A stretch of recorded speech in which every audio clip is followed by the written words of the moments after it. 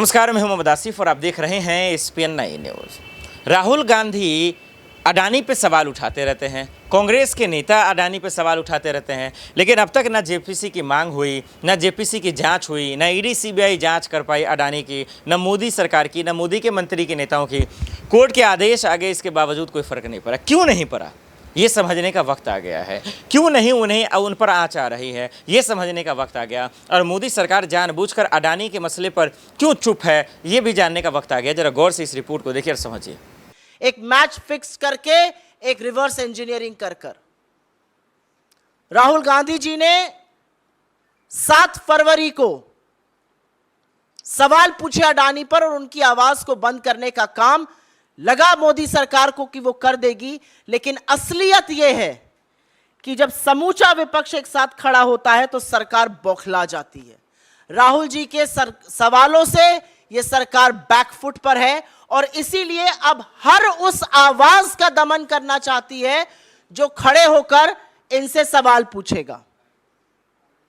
एक भी सवाल इनसे अनकंफर्टेबल पूछ लीजिए, बेरोजगारी, महंगाई, आर्थिक असमानता, किसानों की दुर्दशा, चीन का अतिक्रमण और सबसे बड़ा मुद्दा अडानी महाघोटाला। यह सरकार अब हर उस आवाज का दमन करने को तैयार है जो इस तरह के सवाल पूछेगा या तथ्यों को सामने लाएगा। बड़े बड़े खुलासे हुए हैं, चाहे वो अडानी महाघोटाला हो, चाहे वो चीन का अतिक्रमण हो। मुझे खेद के साथ कहना पड़ता है, जब अधिकांश मीडिया को पीएमओ का एक चपरासी व्हाट्सएप के माध्यम से चलाने की जरूरत करता है तो alternate media, digital media, social media पर खबरें आती हैं। आज इस सरकार ने उन आवाजों के भी दमन की बात करी और उसमें आपके जैसे डिजिटल प्लेटफॉर्म्स, आपके चैनल्स के डिजिटल प्लेटफॉर्म्स, आपके अखबारों के डिजिटल प्लेटफॉर्म्स भी शामिल हैं। आईटी अमेंडमेंट रूल इस सरकार ने नोटिफाई कर दिया है। यह जनवरी में ड्राफ्ट निकाला गया था और कंसल्टेशन की बात करी गई थी। कोई व्यापक चर्चा इस पर नहीं हुई। जो स्टेक होल्डर्स हैं वो संतुष्ट नहीं है उस चर्चा से और उसके बाद भी रातों रात इसको नोटिफाई कर दिया जाता है। ये आईटी अमेंडमेंट रूल तब नोटिफाई किए जा रहे हैं जब आईटी एक्ट 2021 की ऑलरेडी कोर्ट्स में है, सुप्रीम कोर्ट के सामने है। सुप्रीम कोर्ट को अभी उस पर चर्चा करनी है और उसका संज्ञान लेना है। तो ऐसी क्या जल्दी है? और अब जो जनवरी में आया था उसमें फेक न्यूज के खिलाफ पीआईबी फैक्ट चेक करेगा। अब और भी बड़ी बात कह दी गई है, फेक न्यूज या मिस इंफॉर्मेशन जो सेंट्रल गवर्नमेंट के खिलाफ है उस पर एक इंडिपेंडेंट यूनिट जो सरकार के अंतर्गत रहेगी बॉडी, वो फैक्ट चेक करेगी। सरकार ही कोतवाल है, सरकार ही मुजरिम है, सरकार ही जज है, सरकार ही सब कुछ अपने बारे में करेगी। तो अगर आप कोई सवाल सरकार से उठाते हैं जो कि असहज है तो अब ट्विटर, फेसबुक, यूट्यूब, व्हाट्सएप, तमाम ऐसे प्लेटफॉर्म्स को सरकार ने अपने आप को एक एकाधिकार दे दिया, एक छत्र राज दे दिया है कि वो उनसे कहकर उस न्यूज को हटा सकते हैं। लेकिन ज्यादा कुछ कहने से पहले सरकार के ट्रैक रिकॉर्ड की बात कर लेते हैं। आपको याद होगा 2019 में चुनाव के जस्ट पहले आप ही के एक साथी ने बहुत बड़ी एक स्टोरी लगाई थी कि हिंदुस्तान में बेरोजगारी 35 साल में सबसे ऊपर है। सरकार की फैक्ट चेक यूनिट ने उसको फेक न्यूज बताया था और 31 मई को जब मोदी जी शपथ ले रहे थे तो एनएसएसओ ने वो डेटा जारी किया और 45 साल में सबसे ऊपर बेरोजगारी थी।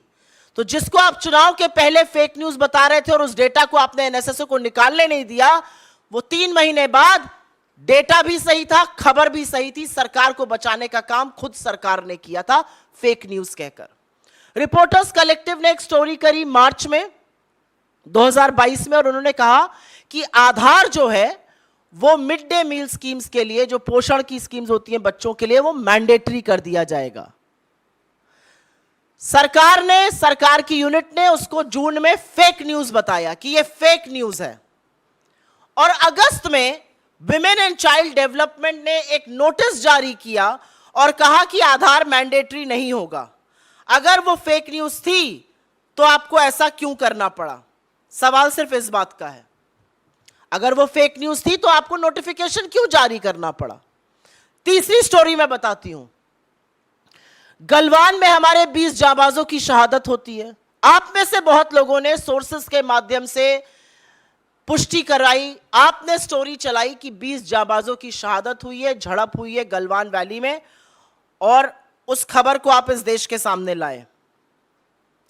इस सरकार ने उसको डिनाई किया, इसको फेक न्यूज कहा गया तब तक जब तक बॉडीज वापस घर नहीं आने लगी, और फिर डिफेंस मिनिस्ट्री को अपनी वेबसाइट पर इसकी पुष्टि करनी पड़ी। तो हर जो चीज असहज रहेगी उसको आप पहले डिनाई करके फेक न्यूज कर दीजिएगा और उसके बाद उसी पर एक्शन लिया जाएगा। मुझे अभी भी याद है यूपी में चीनी ऐप अपने फोन से हटाया जाए, ये खबर चली थी, उसको भी बोला गया था फेक न्यूज है। फिर पुष्टि सरकार नहीं करी, वहां के एडीजी नहीं करी कि नहीं ये सही खबर है। राहुल गांधी जी ने रेलवे की निजीकरण की बात करी थी भारत जोड़ो यात्रा के दौरान, उसको भी फेक न्यूज कहा गया था। बाद में सबने देखा क्या हुआ। तो मेरा कहना यह है कि जो भी असहज है, अगर अब अडानी पर खुलासे होंगे जो कि लगातार हो रहे हैं, और मैं दुख के साथ भी कहती हूं और थोड़ा सा क्षोभ के साथ भी कहती हूं, अडानी के खिलाफ जो खुलासे हो रहे हैं वो मेन स्ट्रीम मीडिया में नहीं हो रहे हैं आज की तारीख में।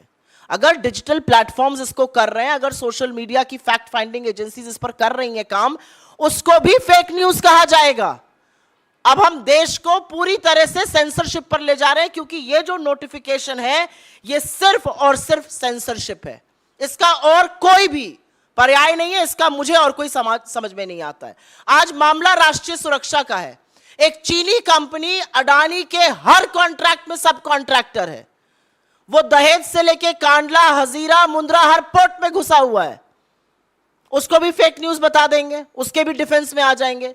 तो सवाल आज ये है कि क्या विपक्ष की आवाज को दबाते दबाते सरकार अब स्वच्छंद मीडिया, सरकार अब पूरी तरह से सेंसरशिप पर उतर आई है, और यह जरूरी है कहना। और अब ये जो एक बेतुकी बात कही गई, fake news against central government, अगर ऐसा ही है तो सरकार को आईना भी दिखाना चाहिए।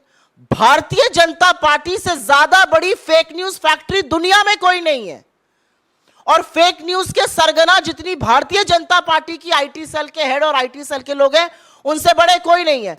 देखा आपने, चुन चुन कर एक एक पॉइंट टू पॉइंट समझा रहे हैं कि मोदी सरकार की क्या मजबूरी है कि अडानी पर जेपीसी की मांग नहीं दे रहे हैं। मोदी सरकार की क्या मजबूरी है कि आज अडानी पर केंद्र की एजेंसियां नहीं जा रही हैं। अडानी पर क्या ऐसी मजबूरी है कि आज मोदी सरकार खुलकर जो है बात भी नहीं कर पा रही है, क्योंकि हिंडनबर्ग के खुलासे के बाद हम सब ने बर्बादी तो देखी। ऐसे में सवाल ये है कि आखिर क्या वाकई में कांग्रेस या फिर पूरा विपक्ष जो सवाल उठा रहा है, क्या मोदी सरकार जवाब दे पाएगा? क्या अडानी की जांच करवा पाएगा? अरे इतना तो छोड़ दीजिए, कम से कम कोर्ट के आदेशों का पालन तो कर लें। एक तरफ खेल मंत्रालय ने बना दिया कमेटी, कहाँ पहलवान खिलाड़ी को इंसाफ दिला दिया, आज दिल्ली के जंतर मंतर पर बैठी हुई है। फिर कैसे उम्मीद की जाए कि अडानी के मसले की जांच हो पाएगी? दर्शकों, आपको क्या लगता है हमें कमेंट कर जरूर बताइएगा। देश दुनिया की बड़ी खबरों के लिए देखते रहे SPN न्यूज़। नमस्कार।